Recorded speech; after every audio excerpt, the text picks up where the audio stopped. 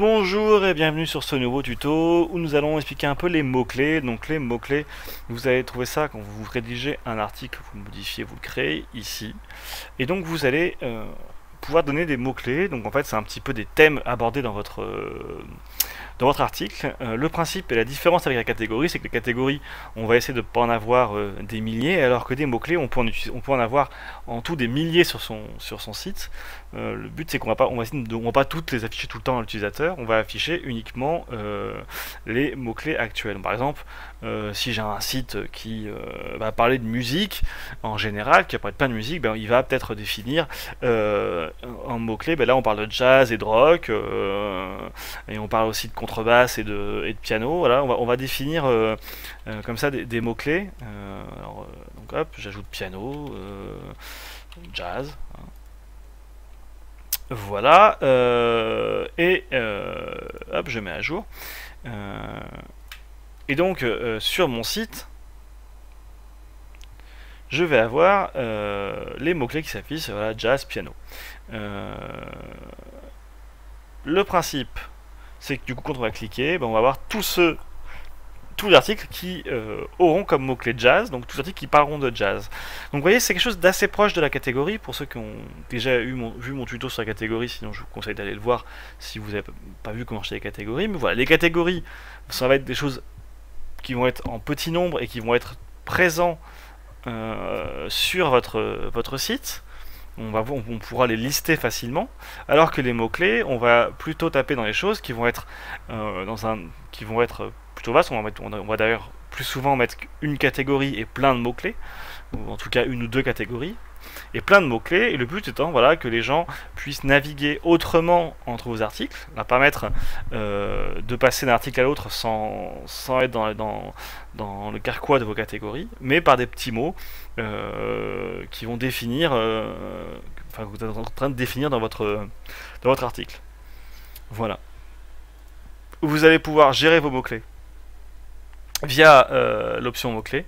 Ils vont donc tous vous les lister et vous allez pouvoir les modifier ou les supprimer de façon assez intuitive. Voilà, c'est un petit peu comme tout à l'heure nos catégories. Chose qu'on voit assez souvent sur les sites, c'est le principe de nuage de mots-clés.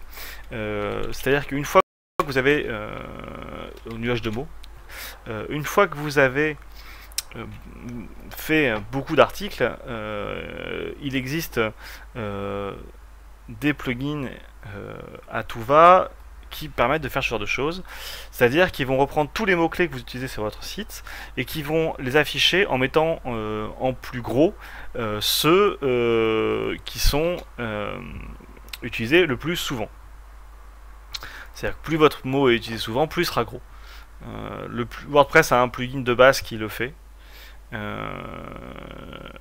Voilà, par exemple, hop, un nouveau.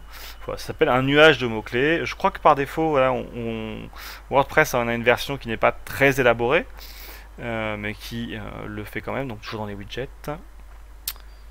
Hop, il me semble, voilà, nuage de mots-clés. Donc on va le mettre.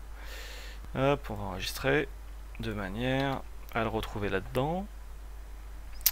Mots-clés, voilà. Donc bon, là, vu que j'ai utilisé que deux mots-clés une seule fois, ils sont tous les deux en petit. On va aller pour montrer si sur cet article-là de WordPress de base, je rajoute le mot-clé jazz,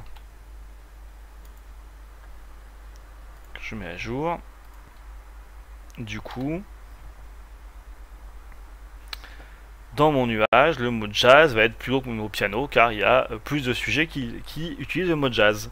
Voilà le principe des mots-clés, et donc qui est vraiment différent de la catégorie. J'espère que j'ai été le plus clair possible. N'hésitez pas à me poser des questions en commentaire, soit sur ce thème-là, soit sur un autre thème, si vous ne trouvez pas de vidéo dans la playlist WordPress qui ne répondent à vos questions.